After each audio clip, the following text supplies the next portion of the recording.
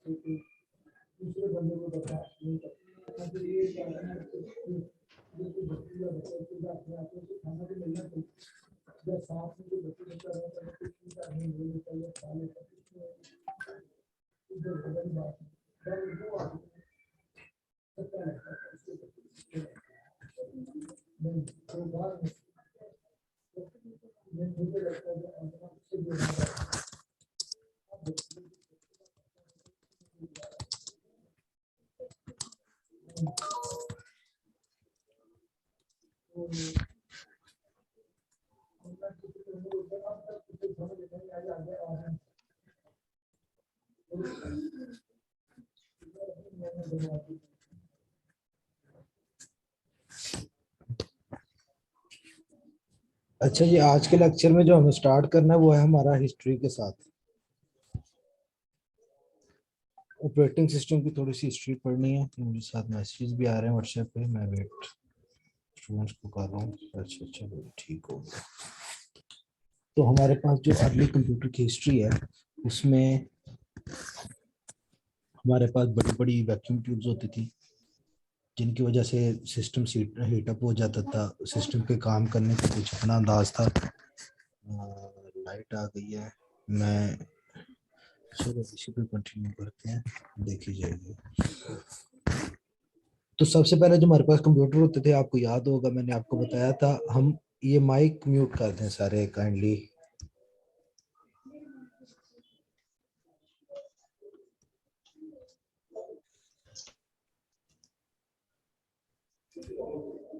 मैं म्यूट कर रहा हूँ, आप फिर अनम्यूट कर रहे हैं।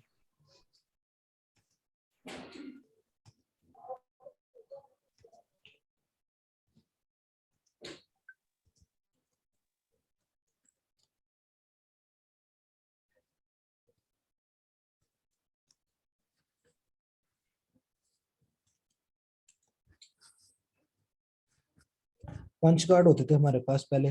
तो 5 कार्ड क्या करते थे, आप 5 कार्ड के ऊपर अपना प्रोग्राम लिखते थे, वो प्रोग्राम एंटर होता था, वो प्रोग्राम में एग्जीक्यूट होता था। उसके अलावा हमारे पास कोई इस तरह की प्रोसेसिंग नहीं थी जिस तरह की आजकल हमारे पास प्रोसेसिंग है। तो हम एक टाइम के ऊपर एक ही प्रोग्राम एग्जीक्यूट कर सकते थे, कंप्यूटर के ऊपर मल्टीपल प्रोग्राम हम एग्जीक्यूट नहीं थे कर सकते। मेरी आवाज सबको आ रही है ना? ये मुझे जरा अनम्यूट करके बताओ, सबको आवाज आ रही है मेरी? Yes sir. चलो ठीक है, एक को आ रही है, इसका जी मतलब सर। ठीक हो गया। तो जो एक पंच कार्ड के ऊपर कोई भी प्रोग्राम लिख के जब हम देते थे मशीन को कि इसको एग्जीक्यूशन करवाएं, तो उस एक एग्जीक्यूशन को हम जॉब कहते थे। इसी तरह हमारे पास फिर मैथ स्टोरेज आ गई। मैथ स्टोरेज के ऊपर हमने फिर एक प्रोग्राम लिख दिया जो क्या करता था, प्रोग्राम फर्दर प्रोग्राम्स को पढ़ना शुरू कर देता था, पढ़ता था फिर आउटपुट लेता था, फिर पढ़ता था फिर आउटपुट देता था। इस तरह वो डिफरेंट प्रोग्राम्स को अपडेट करना शुरू हो गया।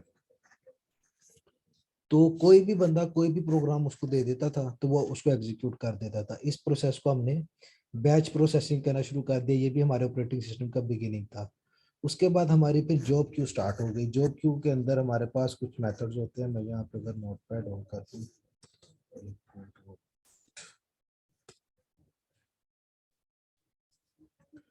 तो हमारे पास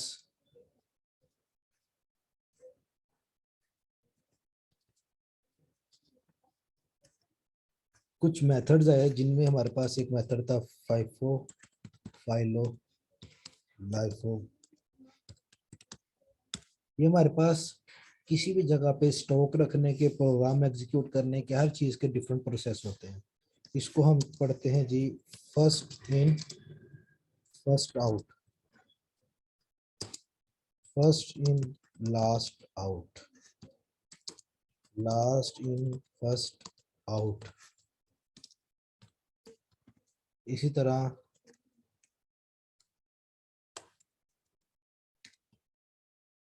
ये हमारे पास लास्ट इन लास्ट आउट। ये हमारे पास कुछ मेथड्स होते हैं, इनमें आप किसी दो को यूज कर सकते हैं। हमारे पास जो मोस्टली यूज होता है ये वो दो वाले यूज होते हैं, फिफो और फेलो। इनके अगर मैं आपको एग्जांपल दूं, आप सब फंक्शन वगैरह में जाते हैं तो फंक्शन में अगर आपको याद हो तो आपके खाने का जो इंतजाम होता है उसमें प्लेटों की एक प्लेट के ऊपर प्लेट लगी होती है। तो अगर आप इमेजिन करें, सबसे पहले एक प्लेट रखी जाती है, फिर उसके ऊपर दूसरी, फिर उसके ऊपर तीसरी, चौथी, पांचवी, इस तरह कोई 10-12 प्लेटों का ढेर लगाया जाता है। तो सबसे आखिर में जो प्लेट रखी जाती है वो हमेशा सबसे पहले उठाई जाती है। इस चीज को हम कहते हैं लास्ट इन फर्स्ट आउट, यानी कि जो चीज सबसे आखिर में रखी गई वो सबसे पहले उठाई गई है। इसी तरह फाइफो जो सबसे पहले रखी जाएगी वही सबसे पहले उठाई जाएगी। जिस तरह अगर आप शॉप पे जाते हैं, खरीदारी करते हैं, परचून पे शॉपिंग करते हैं या गारमेंट्स की शॉपिंग करते हैं, तो उनकी प्रायोरिटी ये होती है कि जो आइटम सबसे पहले आई है ताकि वो एक्सपायर ना हो जाए, वो आपको सबसे पहले बेची जाए। उसके बाद वो बाद वाली चीज को जो है वो करते हैं। इस तरह ही हमारे पास चार मेथड्स होते हैं जिनको हम जॉब क्यू कहते हैं। ये चारों मेथड हमारे पास फिर बैच प्रोसेसिंग के अंदर यूज होने लग गए, जिनको यूटिलाइज करते हुए हम काम करना शुरू हो गए। ये हमारे पास कुछ उसने बताया। वह हमारे पास जॉब्स आती थी, प्रोग्राम आता था, वो एक क्यू के अंदर लग जाता, जिस तरह मैंने अभी आपको प्लेटो का सिस्टम बताया, वो फिर फर्स्ट इन फर्स्ट आउट या लास्ट इन फर्स्ट आउट के मेथड के ऊपर चलते हुए जॉब एग्जीक्यूट होती थी और एट द एंड आपके पास रिजल्ट आना शुरू हो जाता था। तो ये हमारे पास कुछ बेसिक फंडामेंटल था जिसके ऊपर हमारी प्रोग्रामिंग काम करती थी। उसके बाद ये कुछ हमारे पास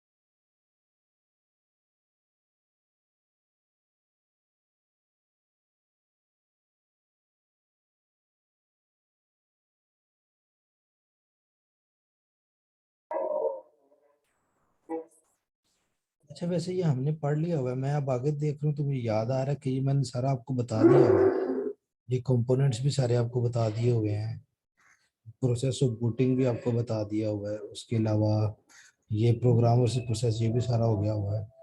ये वाला रहता है हमारा। अब जो मैं पढ़ा रहा था उसमें किसी का अगर कोई क्वेश्चन है तो वो पूछे, नहीं तो हम आगे कंटिन्यू करते हैं। और मुझे कोई ये भी बताया कि आपके एलएमएस के ऊपर कितने मॉड्यूल्स हो चुके हुए हैं। कोई एक बंदा आप अनम्यूट कर ले और मुझे बताया कितने मॉड्यूल्स हो गए।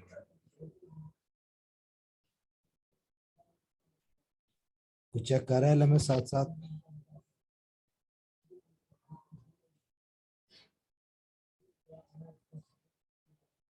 कोई तो जवाब दे, सारे किसी को भी नहीं पता।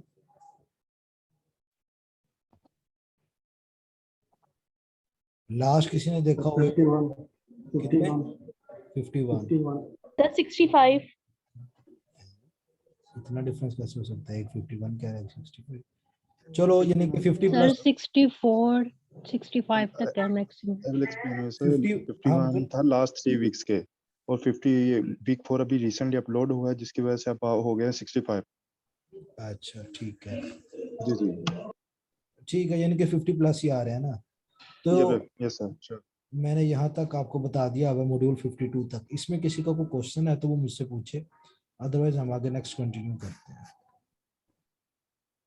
किसी ने पढ़ा था इनको जाके?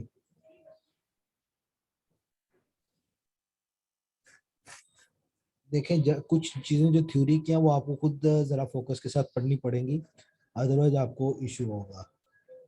अच्छा यहाँ पे मैं प्रोसेस और उसके एडमिनिस्ट्रेशन बता देता हूँ। आपने ये डायग्राम जरा गौर से देखनी है, मैं इसको जरा जूम भी कर देता हूँ। इसमें सबसे पहले इस चीज को, जो ये डायग्राम बनी हुई है, इसको हम कहते हैं जी प्रोसेस टेबल।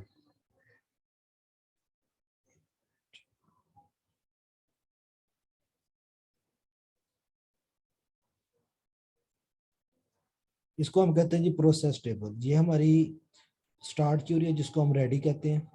फिर नेक्स्ट हमारी प्रोसेसिंग होती है। और इस चीज को करने के दरमियान जो वक्त लगता है, यानी कि एक प्रोसेस को कंप्लीट करने के दौरान जो वक्त सर्व होता है, उसको हम टाइम स्लाइस कहते हैं। जैसे ही हमारे पास एक प्रोसेस हुआ, फिर वो प्रोसेस स्विच हुआ प्रोसेस बी के ऊपर, तो ये प्रोसेस स्विच है, ये जो हो रहा है। और जो प्रोसेस सोल्व करने में टाइम हो गई, उसने लिखा भी हुआ टाइम स्लाइस। इसी तरह आपके प्रोसेस जो है वो कंटिन्यू होते रहते हैं। जिस तरह अगर आप कीबोर्ड और mouse at a time use कर रहे हैं, तो सपोज कर लें ए आपका कीबोर्ड है, बी आपका माउस है, तो ये नैनो सेकंड्स के अंदर काम हो रहा होता है कि पहले आपका कीबोर्ड जाता है, फिर माउस चला जाता है, फिर कीबोर्ड, फिर माउस, फिर कीबोर्ड, फिर माउस। इस तरह ये आपकी मल्टी प्रोग्रामिंग हो रही होती है। तो ये हमारे पास प्रोसेस टेबल हो रहा होता है, ये उसने लिखा भी हुआ है, multiprogramming between process A and process B. अब ये कोई भी दो प्रोसेस हो सकते हैं। अब तो फर्दर आपके पास ऑप्शन आ चुकी हुई है, आप 3 4 5 मल्टीपल जो है वो प्रोसेस कर सकते हैं। और एक प्रोसेस को रोक के जब आप दूसरे प्रोसेस के ऊपर जाते हैं, उसको हम इंटरप्ट कहते हैं। यानी कि एक प्रोसेस को रोक के दूसरा प्रोसेस शुरू करना, फिर दूसरे को रोक के पहला वापस करना, इसको हम इंटरप्ट कहते हैं। और इस चीज को जो हैंडल कर रहा होता है, उसको हम इंटरप्ट हैंडलर कह रहे होते हैं। समटाइम आपका ऐसा हो जाता है कि आपका सिस्टम हैंग हो जाता है, आपकी स्क्रीन स्टक हो जाती है। वो ऐसा होता है कि आपका इंटरप्ट हैंडलर दोनों जो इंटरप्ट्स होते हैं उनको इकट्ठा हैंडल करना शुरू कर देता है। तो वो उसको समझ नहीं लगती कि मैंने पहले कौन सा करना है, बाद में कौन सा करना है। तो वो आपस में कोलैप्स हो जाती हैं, टकरा जाती हैं। इसलिए वो इंटरप्ट हैंडलर, वो जिस तरह हम कहते हैं कि दिमाग माउफ हो गया इंसान का, उसको समझ ही नहीं आ रही का क्या करना है। तो वो फिर दोबारा अपने आप को शट डाउन करता है, दोबारा रिस्टार्ट होता है। रिस्टार्ट होने के बाद फिर उसको हैंडल करते हैं। इसलिए आपका सिस्टम उस थोड़ी देर के लिए हैंग हो जाता है, जो आपको फिर वेट करना पड़ता है, आपकी वाइट स्क्रीन या इस तरह का कुछ भी आपके पास आ जाता है।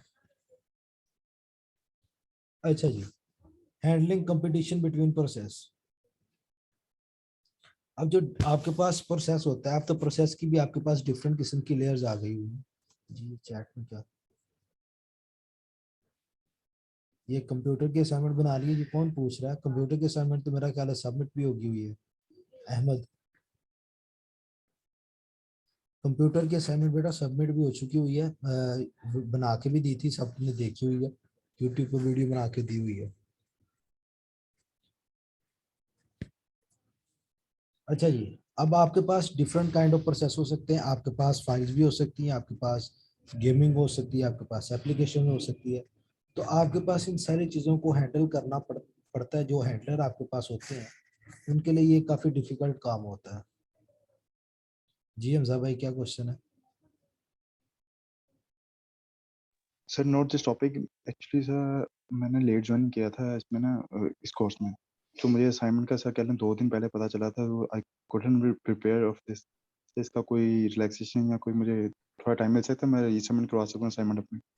मुझे अब देखिए, मैं आपका कैंपस का इंस्ट्रक्टर हूँ, आपके हेड ऑफिस की तरफ से मुझे असाइन नहीं किया गया, तो ये हेड जी ऑफिस जी से आपकी असाइनमेंट ऑपरेट हो रही होती है। उसके लिए जी ये है जी कि आप एलएमएस पर चेक करें कि आपका जी। डेट अभी है, या बाकी बच्चे किसी को पता हो लास्ट डेट क्या है जी असाइनमेंट जो सबमिट करवाने की? सर 14 है। 13 है, तो आज लास्ट डेट है, आप सर 14 है, 14 14 है, आप लास्ट, कल की लास्ट है।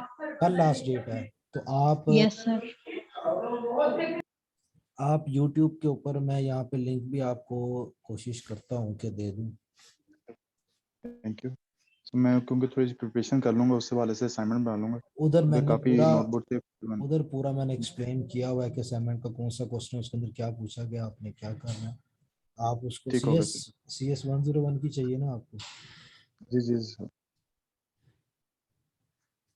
ये आपको चैनल का लिंक चैट के अंदर आ गया, इसके अंदर आप देख जी सर। सकते हैं, इसके अंदर CS 101, CS 201 और MTH 101 की बनी हुई है। Okay sir, thank you so much sir. ठीक है, और किसी का क्वेश्चन? जी, किसी का क्वेश्चन है?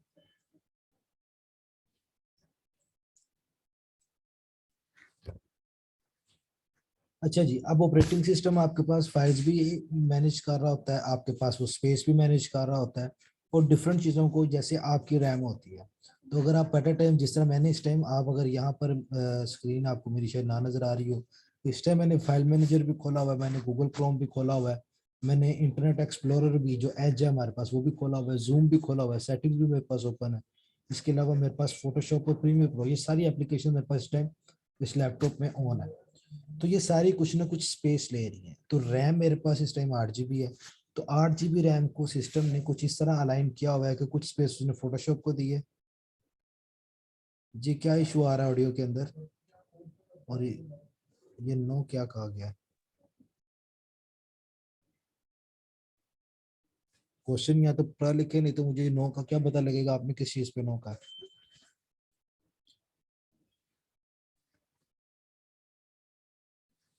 अच्छा जी, तो अब जो रैम है उसने कुछ स्पेस फोटोशॉप को दी हुई है, कुछ प्रीमियर प्रो को दी हुई है, कुछ एच को दी हुई है, कुछ पे वो जूम को चेक कर रहा है, और साथ साथ रिकॉर्डिंग भी हो रही है, तो जाहिर बात है वो भी रैम से होकर जा रही है। इस चीज को हम हैंडलिंग कहते हैं, जो डिफरेंट प्रोसेस से हमारे पास चीजों को हैंडल कर रहा होता है, इसी को हम, अच्छा जी, रिसोर्स एलोकेशन भी हम इसी को कहते हैं। आपके पास रिसोर्सेज क्या है, जिस तरह मैंने आपको अपनी एप्लीकेशन बताई है कि इस टाइम मेरे पास 5 से ज्यादा एप्लीकेशन ओपन है, तो उन सारों को स्पेस चाहिए, उन सारों ने माउस और कीबोर्ड का यूज करना है, तो सारों को इंटरप्शन भी चाहिए।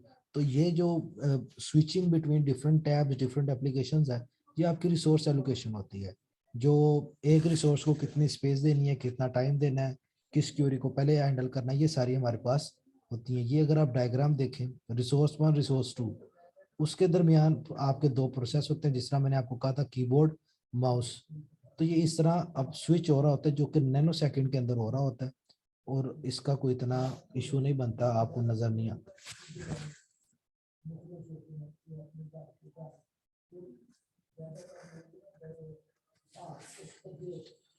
अच्छा जी, उसके बाद इसमें भी उसने आपका यही सारा कुछ एक्सप्लेन किया हुआ है कि आपका किस तरह होता है, किस तरह नहीं होता। ये सारी चीजें उसने यहाँ पे एक्सप्लेन की हुई है, ये थ्योरी वाले मैंने आपको बताया था, मैं इतना ज्यादा टाइम नहीं दूंगा। डेडलॉक, डेडलॉक जिसको आप कहते हैं कंप्यूटर हैंग हो गया, उसको हम कंप्यूटर की जुबान में डेडलॉक कहते हैं, यानी कि आगे कुछ भी नहीं हो रहा, सिस्टम एक जगह पे स्टक हो गया। जब आपके दो, ये उसने लिखा हुआ इन विच 2 और मोर प्रोसेस आर ब्लॉक्ड, यानी कि दो आपस में इस तरह आ जाते हैं कि वो एक दूसरे से यहाँ टकरा जाते हैं, या सिस्टम को आगे समझ नहीं लगती कि मैंने फर्दर आगे जाना है या पीछे जाना है, प्रोसेस ए को कंप्लीट करना है या प्रोसेस बी को कंप्लीट करना है, तो इस चीज को हम डेडलॉक कहते हैं। ये उसने कुछ डायग्राम बना के आपको बता दी हुई है कि इसको हम कुछ इस तरह का इंटरप्रेट करते हैं कि दोनों तरफ से रास्ता बंद हो जाता है, तो गुजरने का कोई रास्ता नहीं बचता। तो यहाँ पे उसने ये टेक्निकल टर्म लिखी हुई है क्लिक किलिंग। इसका मतलब ये होता है कि आपने अपनी एप्लीकेशन को बंद करके दोबारा ऑन करना है, तो जिसको हम किलिंग कहते हैं। इसके अलावा और भी बीच में छोटी छोटी टर्म्स होंगी जो मेरे से मिस होगी होंगी, वो आपने पढ़ लेनी है। अगर किसी को समझ ना लगे तो वो मुझे पूछ सकते हैं, नहीं तो कल के लेक्चर में वो पूछ ले, मैं उसको बता दूंगा। उसके अलावा सिक्योरिटी अटैक्स फ्रॉम आउटसाइड। आपका कोई भी सिस्टम है, जिस तरह मेरे पास ये लैपटॉप है, इसके ऊपर मेरे पास कोई हजारों की तादाद में पासवर्ड, डिफरेंट वेबसाइट्स के, डिफरेंट अकाउंट्स के, मेरे कार्ड की एक्टिवेशन, मेरा फेसबुक, मेरा जीमेल, इस तरह अनलिमिटेड आपके पास चीज़ें होती हैं। तो अगर कोई बंदा इस लैपटॉप के ऊपर बैठ जाता है तो उसके पास सारी चीज़ों की एक्सेस आ जाएगी। अब लैपटॉप के ऊपर अगर मेरा पासवर्ड लगा होगा तो मेरी सारी चीज़ें सिक्योर हैं। अगर लैपटॉप के ऊपर पासवर्ड नहीं लगा होगा तो लैपटॉप मेरा सिक्योर नहीं है। उसके लिए हम क्या करते हैं, डिफरेंट अकाउंट्स बना लेते हैं। आपने देखा होगा, जैसे अगर मैं एक मिनट, मैं यहाँ पे कंट्रोल पैनल ओपन कर लेता हूँ।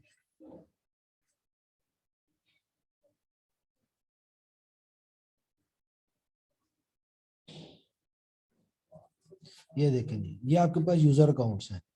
तो इस पे अगर आप देखें तो ये देखें, ये मेरे पास एक ही अकाउंट है। यहाँ पे आपको लिखा हुआ नजर आ रहा होगा एडमिनिस्ट्रेटर। मैं यहाँ पे मल्टीपल अकाउंट्स बना सकता हूँ। ये देखें मैनेज अदर अकाउंट, इस पे जाके मैं नया अकाउंट बना सकता हूँ।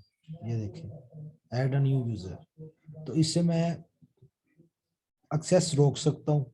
फैमिली और अदर यूजर के लिए मैं यहाँ से बना सकता हूँ। यहाँ पे किसी ना किसी का नाम लगा सकता हूँ, किसी का अकाउंट लगा सकता हूँ, एक यूजर ने पासवर्ड लगा सकता हूँ। ये सारी चीजें मैं यहाँ से कंट्रोल कर सकता हूँ। उसमें फिर आप रोल डिफाइन करते हैं कि जो भी आपके सिस्टम को यूज करेगा उसका रोल क्या होगा। तो अब जैसे मेरा अभी करंट रोल है एडमिनिस्ट्रेटर का, तो मेरे पास फुल एक्सेस है। मैं कुछ भी डिलीट कर सकता हूँ, कुछ भी रिमूव कर सकता हूँ, कुछ भी चेक कर सकता हूँ।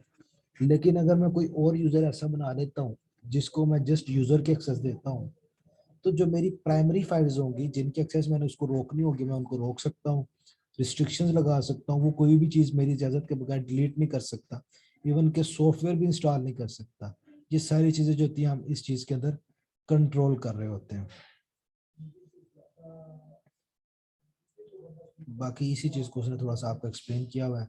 ये दूसरा जी, कि सिस्टम के अंदर आप कोई भी ऐसा सॉफ्टवेयर डाउनलोड कर लेते हैं जो कि लाइसेंस नहीं है या आप बाय नहीं करते, तो क्या होता है जी, उसके साथ कोई ना कोई एप्लीकेशन, समटाइम आपने ऐसा देखा होगा, आप किसी वेबसाइट पे जाते हैं, कोई मूवी डाउनलोड करते हैं, कोई सॉफ्टवेयर डाउनलोड करते हैं, वो आपको राउट करवा देता है किसी और वेबसाइट के ऊपर। एक नया टैब ओपन हो जाता है, पॉपअप ओपन हो जाता है, कोई ना कोई चीज ऑटोमेटिकली डाउनलोड हो जाती है। तो इस तरह की जो चीजें होती हैं वो यूजुअली वायरस कंटेन कर रही होती हैं। तो जब आप उसको इंस्टॉल करते हैं उस एप्लीकेशन को, या कोई अननोन फाइल जो आपको पता ही नहीं है कौन सी, आप उसको इंस्टॉल कर लेते हैं, तो आपका जो सिस्टम है उसके अंदर वायरस आ जाता है। तो ये इनसाइड फिर वो आपकी फाइल्स क्रिएट कर रहा होता है।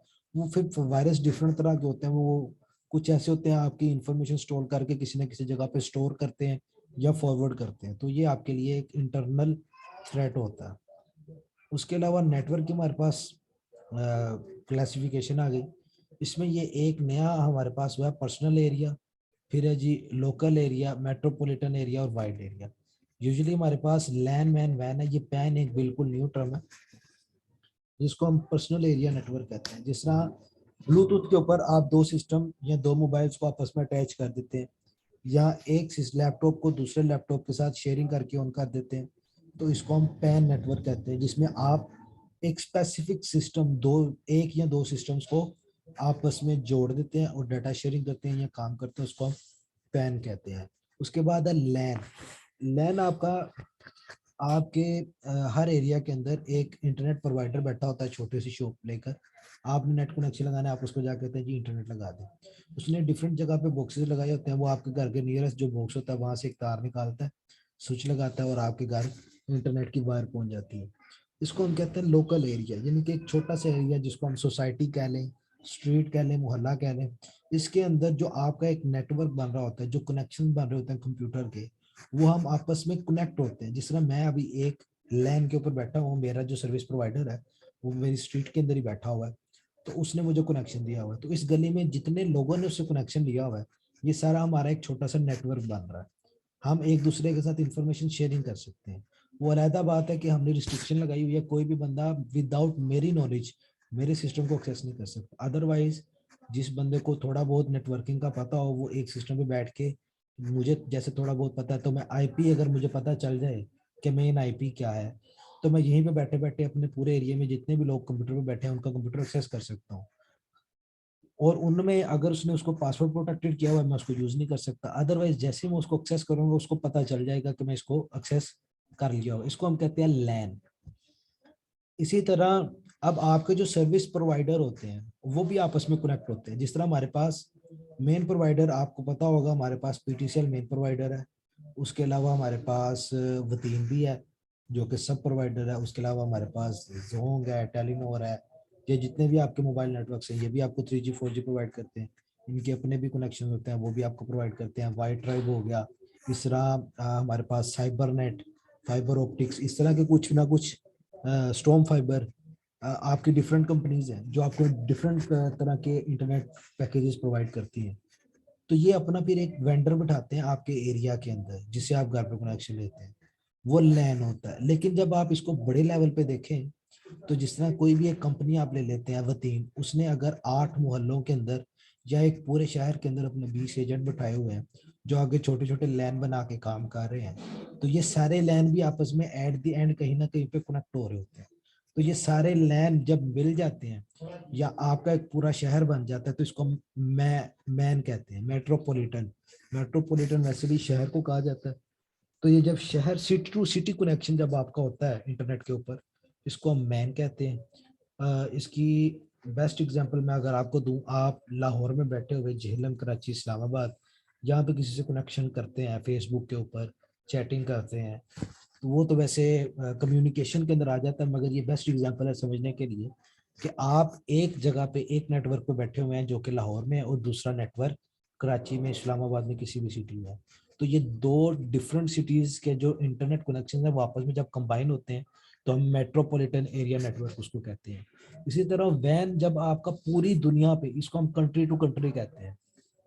आप पाकिस्तान में बैठे हैं, बाहर किसी भी मुल्क, दुबई, यूएसए, यूके, कनाडा, किसी और कंट्री के अंदर जब आप इसी तरह बात करते हैं सेम मेथड के साथ, तो उसको हम वैन कहते हैं। ये हमारा ऑलमोस्ट, इसको हम कहते हैं कंट्री टू कंट्री कम्युनिकेशन। जिस तरह सिटी टू सिटी कम्युनिकेशन है, इसी तरह कंट्री टू कंट्री जो कम्युनिकेशन होती है उसको हम वैन कहते हैं। तो सिंपल सा है, जब आप एक छोटे लेवल पे काम कर रहे होंगे एक या दो या तीन सिस्टम्स के ऊपर, इसको हम वर्चुअल प्राइवेट नेटवर्क, वीपीएन भी हमारा लगता होता है, और एक हमारा वीपीएन नेटवर्क भी बनता होता है लैपटॉप के जरिए, उसको हम पैन कहते हैं। जिसमें आपके यूजुअली मिनिमम 2 कंप्यूटर्स होते हैं जो कि बिल्कुल करीब करीब होते हैं, इतने वाइड डिस्टेंस पे नहीं होते, तो उसको हम पैन कहते हैं। जब वो थोड़े से सिस्टम जो है वो थोड़े से दूर हो जाते हैं तो लैन हो जाता है, यानी कि एक ही एरिया में, एक ही गली में, मगर डिफरेंट घरों में आप कह लें, तो वो हमारे पास लैन है। लेकिन जब वो डिफरेंट सिटीज में हो जाएगा तो वो मैन है, जब वो डिफरेंट कंट्रीज के अंदर हो जाएगा तो वो हमारे पास वैन है। ये हमारे पास 3 तरह की ऑप्शंस होती हैं। उसके बाद ये हमारे पास टोपोलॉजी होती है। टोपोलॉजी में आपको इधर उन्होंने एक्सप्लेन ज़्यादा नहीं किया हुआ, मैं यहाँ पे आपको एक्सप्लेन कर देता हूँ। आपके पास टोपोलॉजी होती है। टोपोलॉजी कहते हैं जी वे ऑफ कनेक्शन, किस तरीके से आप डिफरेंट लोगों से कनेक्ट है, यानी कि आपका लैन किस तरीके से कनेक्ट है, आपका मैन किस तरीके से कनेक्ट है, आपका वैन किस तरीके से कनेक्ट है। तो आपके पास सबसे पहले जो होती है जी बस टोपोलॉजी होती है, मैश टोपोलॉजी होती है, स्टार टोपोलॉजी होती है, और ट्री टोपोलॉजी होती है। बस टोपोलॉजी, जिस तरह किसी भी रूट के ऊपर, जिस तरह सपोज करें आपने आर्य बाजार से चुंगी जाना है, तो आप आर्य बाजार पे आपको एक स्टेशन मिलेगा, आप आगे निकलते हैं आपको कैलरी ग्राउंड चांदमरी चौक का स्टॉप मिलेगा। इस तरह वाल्टन के अंदर आपको 4 स्टॉप मिलेंगे, फिर आगे वर्कशॉप स्टॉप मिलेगा, फिर आपको कैंची का स्टॉप मिलेगा, फिर आपको गाजी रोड का, फिर चुंगी का। इस तरह आपको डिफरेंट स्टॉप्स मिलेंगे एक साइड पे भी, फिर वापस आते हुए भी दोबारा आपको डिफरेंट स्टॉप मिलेंगे। तो अगर आप स्टॉप को एक क्या कहते हैं सिस्टम कंसीडर कर लें, एक लैपटॉप, कंप्यूटर, मोबाइल कंसीडर कर लें, और जो आपके पास सड़क है उसको आप एक केबल नेटवर्क जिससे सारे आपस में कनेक्टेड है, तो ये आपके पास बस टोपोलॉजी है। ठीक है। उसके बाद है जी स्टार टोपोलॉजी।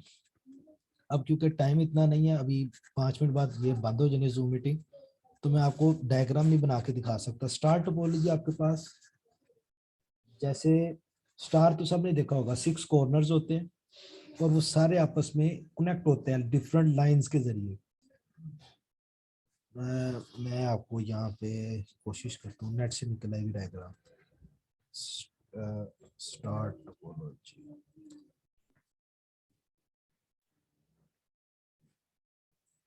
निकल आएगी डायग्राम। ये देखें, ये आपके पास उसने एक सेंट्रल हब रखा हुआ है। जिस तरह आपके लैन पे एक आपका सर्विस प्रोवाइडर है, उसने आपकी स्ट्रीट में एक बॉक्स लगाया हुआ है जिससे वो आपको भी कनेक्शन दे रहा है, आपके हमसायों को भी कनेक्शन दे रहा है, सारों को डिफरेंट को कनेक्शन दे रहा है। तो ये आपको नजर आ रही होगी। तो ये आपका, ये देखें उसने स्टार भी बनाया हुआ है, तो आपका स्टार बन जाता है। इसको हम कहते हैं स्टार टोपोलॉजी। बस टोपोलॉजी की भी आप देख ही लें, अब जरा हेल्प ले रहे हैं गूगल से। तो स्ट्रेट लाइन होती है, उसको दोनों तरफ में, ये देखिए जिस तरह मैंने आपको बताया, जितने भी स्टॉप्स हैं उनको आप अगर सिस्टम कंसीडर कर लें और जो बस है उसका वायर कंसीडर कर लें, तो ये आपके पास ये हो जाती है। जब आप बस टोपोलॉजी और स्टार टोपोलॉजी को मिक्स करेंगे तो आपके पास ट्री टोपोलॉजी बन जाएगी। उसमें होता क्या है कि जैसे आपके पास, ये देखें, ये आपका कनेक्शन आ रहा है और ये आपके पास डिफरेंट वर्क स्टेशन है, सिस्टम्स है। इस सिस्टम की जगह पर आप एक डिवाइस लगा लेते हैं जिसको हम राउटर कहते हैं या स्विच कहते हैं, और उससे आप आगे 5 और सिस्टम्स को कनेक्ट कर लेते हैं, यानी कि आगे स्टार टोपोलॉजी बना लेते हैं। स्टार टोपोलॉजी जेन में है ना, एक सेंटर पॉइंट है जो कि हम यहाँ पे लगा देंगे और इससे आगे हम 5 सिस्टम कनेक्ट कर लेते हैं। तो बस और स्टार टोपोलॉजी को जब आप मिक्स करते हैं तो हमारे पास ट्री टोपोलॉजी बनती है। और इसी तरह आप डिफरेंट टोपोलॉजीज को जब मिक्स करके आपस में एक नई टोपोलॉजी बनाते हैं, उसको मैश टोपोलॉजी भी कहते हैं। ये आपके पास कुछ बेसिक नेटवर्किंग के रूल्स होते हैं, जो आगे फर्दर नेटवर्किंग पढ़ेगा उसको उसमें मिलेगा। यहाँ पे उसने ये बस टोपोलॉजी और स्टार टोपोलॉजी बनाई हुई है आपके पास। उसके बाद आ जाते हैं जी प्रोटोकॉल के ऊपर। जब भी आप इंटरनेट पर काम कर रहे होते हैं, आप डिफरेंट प्रोटोकॉल्स को यूज करते हैं। जैसे मैं अभी आपको अगर यहाँ पर वेबसाइट खोल के दिखाऊं, जैसे यूट्यूब है,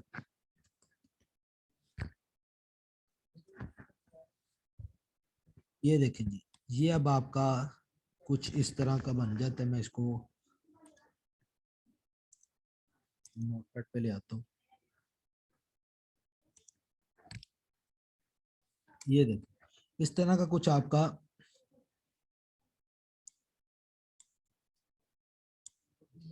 लिंक होता है। इसको हम कहते हैं जी hypertext transfer protocol. Hypertext transfer protocol.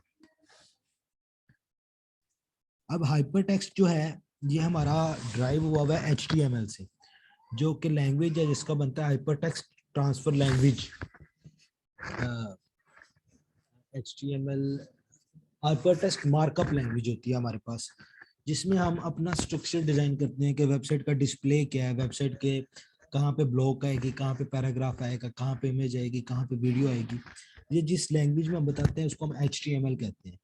तो उसको ट्रांसफर करना है किसी और जगह से किसी और जगह पे, यानी कि एक सर्वर के ऊपर चीज पड़ी हुई है, उसको आपके ब्राउजर के ऊपर लेके आना है। तो उसके लिए हमें हाइपर टेक्स्ट प्रोटोकॉल चाहिए होता है। तो ये क्या करता है, ट्रांसफर करवाता है हाइपर टेक्स्ट को, आपका जो बेसिक स्ट्रक्चर होता है सर्वर के ऊपर सेव, उसको आपके ब्राउजर के ऊपर लोड करवाता है। उसके बाद ये आपका सर्वर है जिसके ऊपर से वो सर्च करवा रहा है। यहाँ पे ये हमारा एज अ सर्च इंजन काम कर रहा है बिंग। तो सर्च इंजन क्या करता है, पूरी लिस्ट हमारे पास दे देता है। तो बेसिक सर्च इंजन हमारे पास सारे यही फंक्शनैलिटी करते हैं। तो ये मेरे पास क्या करेगा, सर्च के आगे मैंने जो भी लिखा होगा उसकी मुझे एक लिस्ट दे देगा जहां जहां पे वो चीजें पड़ी होंगी। उसके बाद जब मैं जैसे bing.com है, मैं इसी को क्लिक करता हूँ, तो बैकएंड के ऊपर जो चीज चलती है उसको हम कहते हैं जी IP। इसको हम पढ़ते हैं जी इंटरनेट प्रोटोकॉल।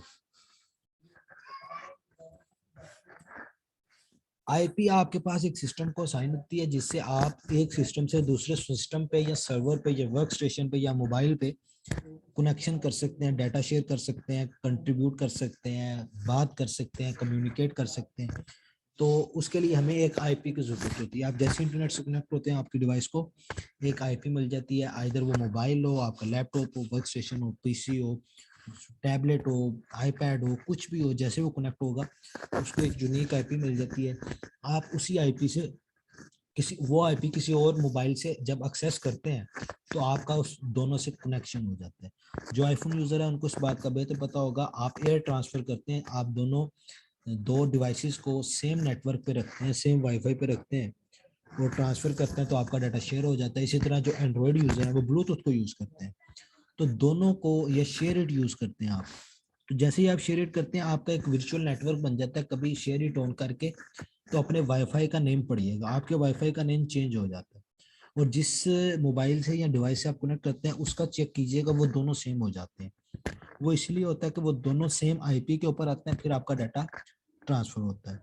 इसके अलावा जो हमारे पास यूज होता है जी वो एफटीपी यूज होता है जी। इसको हम कहते हैं जी फाइल ट्रांसफर प्रोटोकॉल। ये कब यूज होता है? ये हमारे पास कब यूज होता है? जब हमने कोई फाइल लोड करनी हो। जैसे आप अगर अपने एलएमएस पे डाउनलोड सेक्शन में जाएं तो वहाँ पे आपको पीडीएफ, पीपीटी, स्लाइड्स, इस तरह के डिफरेंट लिंक्स दिए होते हैं।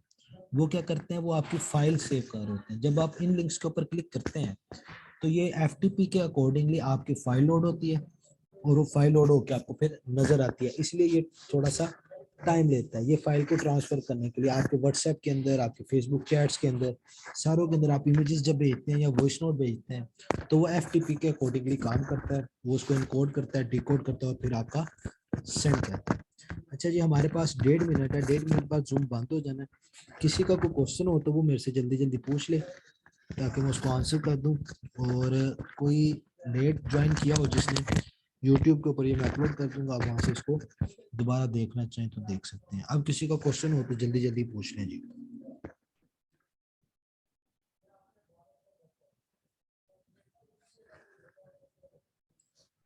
अनम्यूट करके आप पूछ सकते हैं जी, किसी का क्वेश्चन हो तो। ऑटोमेटिकली 1.5 मिनट बाद बंद हो जाएगी। मैं नहीं कर रहा तो उसके दौरान किसी का क्वेश्चन हो तो पूछ सकते हैं। किसी का क्वेश्चन नहीं है जी। ये सारी थ्योरी की थी सारी, तो आपने हैंड आउट से 1-2 दफा जरूर पढ़नी है। किसी का कोई क्वेश्चन हो तो वो मेरे से मैसेज करके पूछ सकते हैं या वहीं पे कमेंट करके पूछ सकता है। चलें जी, फिर हम यहीं पे एंड करते हैं। अल्लाह हाफिज।